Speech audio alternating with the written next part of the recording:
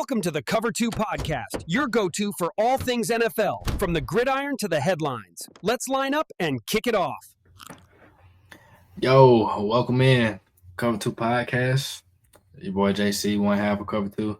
Me and my boy Kyrie, we got some content coming for y'all, like I keep telling y'all all season. So definitely make sure y'all tap in, subscribe to the channel, follow us on social media, like this video, comment down below. As y'all can see by the title, we're just gonna get into the Falcons initial roster. Roster cut down, I believe, like on Tuesday or whatever. So I've been meaning to get this video out, but better late than never. Before we hop into the roster, I believe we got like some news today that Braylon Trice aggravated his knee injury from last year, and he have another procedure determining seriousness. They basically would sound like best case scenarios after the week 5 bye, he'll return. It sounds like worst case is he's out for another year. So I think like in a corresponding move with that open roster spot, they brought back safety Jordan Fuller. And of course we already know since I last got on here for a Falcons related video. Starting right tackle Caleb McGarry is out for the year. Swing tackle Thorne Norton, he's out for like 6 to 8 weeks. So kind of having a little injury issues, before the season even start. Hopefully we, I think we'll be able to adjust. But losing Caleb definitely hurts. I think it's a little overstated about the blind side of quarterback nowadays. I think that's a little bit like older ways. I mean, these guys, the pass rushers lined up on both sides, so it really don't matter. But I think we're gonna lose a little bit in the run blocking department because Caleb is an excellent run blocker. Pass protection, he's a little shaky, but he just signed that extension, so it was good to give him back for some more years. So hopefully he can come back next season, I guess, fully recovered. So since we got that out the way, let's just go ahead and jump to the roster. Of course, quarterback, nothing really shocking. Penix and Kirk. I think Kirk will be the backup until they can find or until a trade presents itself. I think they are fully comfortable that, having him at the backup. They've said it plenty of times, even way, earlier in the offseason. Like, they are completely comfortable having him as the backup. Of course, we all know the cap hit he is right now, but, I think, in a sense, he's too valuable to just throw him out there just to get him off the team. The money is gone, so we'll see. Of course, an opportunity has presented itself. Me personally, I kind of been leaning towards the realization that he probably really won't even be off the team because he has a no trade clause. The team that quarterback get hurt, if that happens, has to want him. And they probably got to be a contender or like a situation he's even willing to go to. So it's just a lot and then that's even before you even work out the trade details and things like that for both teams to agree on. So but could have worse backup. So it is what it is. Running back, we got Bajan, Tyler Algier, Nathan Carter made the third string over Carlos Washington. Carlos was banged up this whole preseason, but I like what I saw out of Nathan Carter. Third string running back probably won't get that much run, that much burn, but shout out to him for making a 53. Wide receiver, they kept 7. Drake, Darnell, Ray, starting 3. Darnell Mooney, speaking of, returning to practice today or yesterday, so that's a good sign for him going into week 1. Kadero Hodge, Casey Washington, David Seals, and Jamal Agnew. So Jamal Agnew is basically the punt returner and kick returner, so that's where he's on this roster for. They were saying David Seals was showing out in camp. I didn't really see nothing much out of him out of preseason. I felt like, honestly, Chris Blair, Nick Nash could have made it over him. Casey Washington, I'm glad, he has sounded like he's been showing out. He pretty much already knew he was on the team because his preseason snaps was low. And then, Kadero Hodge is a good 4th guy. He's a good special teamer. So, tight ends, they kept 4. Kyle Pitts, Charlie Warner, Felipe Franks, and then Tegan Quinteranio. I'm messing that up. I'm pretty sure, but shout out to Felipe Franks. I guess special teams guy.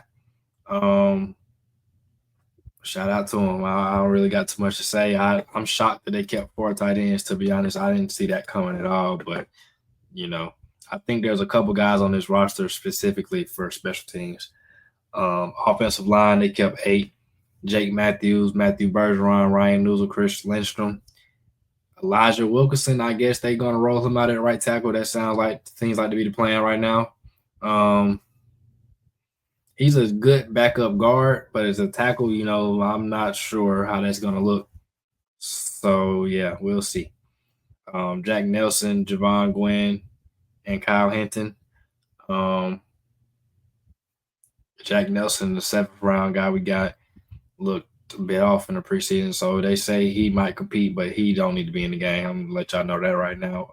Defensive line on the interior, we only kept 5. I really thought they was gonna keep at least 6. David Onyemata, Dorless, Lakel London, Rook, and Zach. I just thought they would have kept 6, in my opinion, because I feel like it was a deep group in that interior. Morgan Fox, a guy they brought again over free agency, he ended up actually getting cut. Like the first wave of cuts we even did, he ended up getting cut. So I think they really like the group of young guys they got. But I think I still would have liked to see another body in that group, or maybe just a bigger body, like a nose tackle or something. So we'll see. We'll go over the practice squad. They got a few options they can elevate for game days, Edge rushing group, one of the best, or, the best has looked in years, honestly.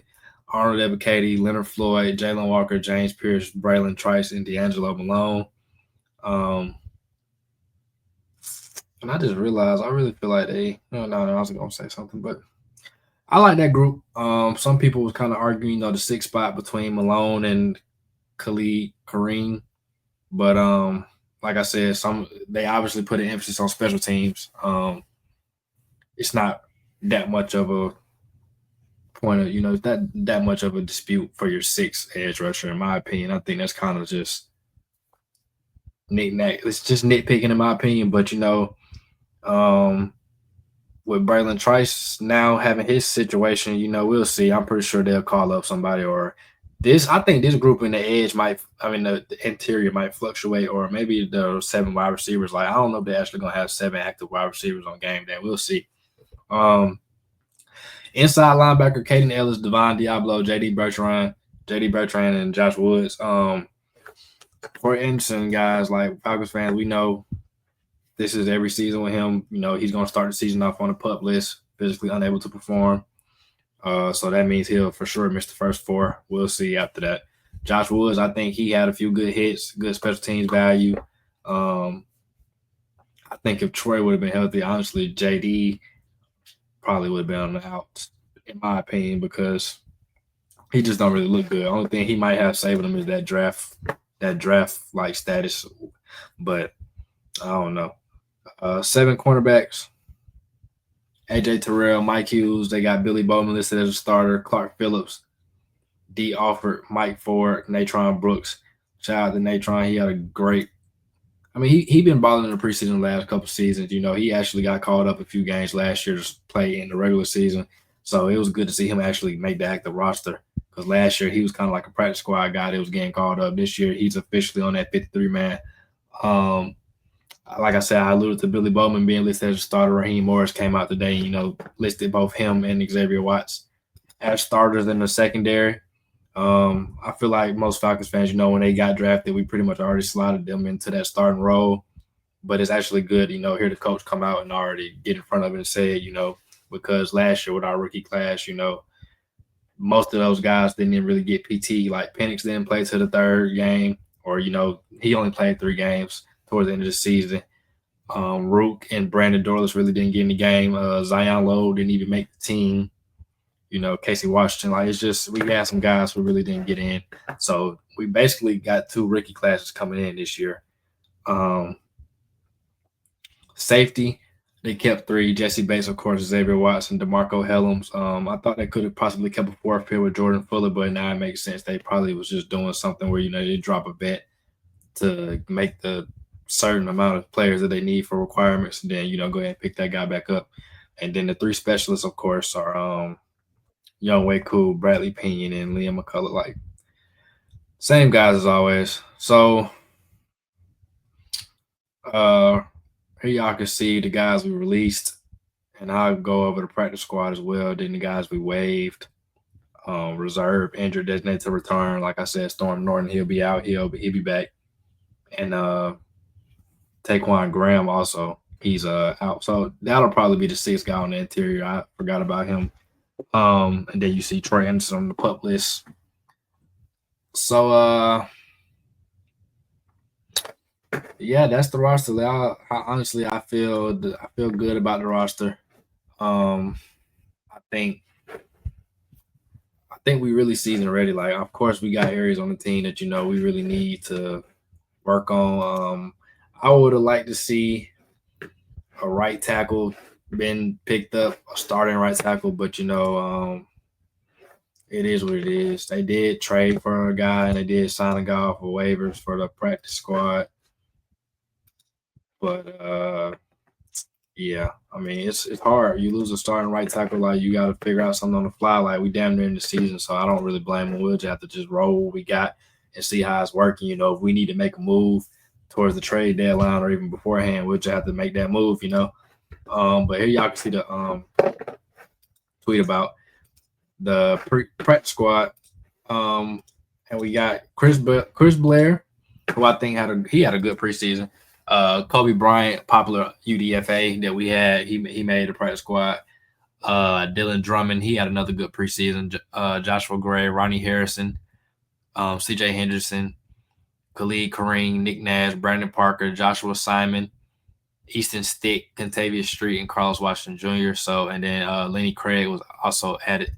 He's an international player, so he was on that pathway. He does not count towards the 16-man practice squad limit. So I like our practice squad. Like I really wanted to hold on to Kobe Bryant and Nick Nash. I think that was two good UDFAs. CJ Henderson, he came in looking good. He got experience in the league. He got the draft pedigree, so I figured Raheem really liked him and wanted to keep him around. Ronnie Harrison, he's a safety converted linebacker, but that's what they like. They got a lot of those guys on the roster. They value that speed at the linebacker position. I see Contavious Street make the practice squad. He was an active roster guy, so it's not really much of a surprise. He can be an elevation most weeks, I believe. And then Easton Stick, he'll probably be that third quarterback elevated. And if Kirk was to get traded, I think they probably feel comfortable with him as the backup.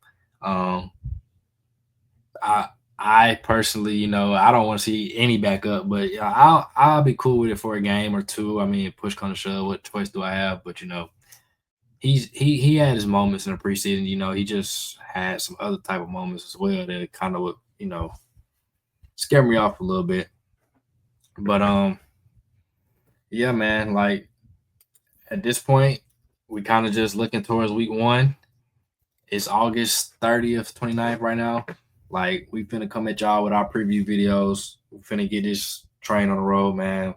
I'm excited about this season. I'm excited about the content. Like I keep telling y'all, it's not just the Falcons channel. We cover everything NFL. So, man, y'all folks, like I said, tap in, man. We had 79 subscribers. Let's get to 100 before week 1 kickoff. Appreciate y'all for watching. Like I said, make sure you like the video. Follow us on social media. And yeah, man.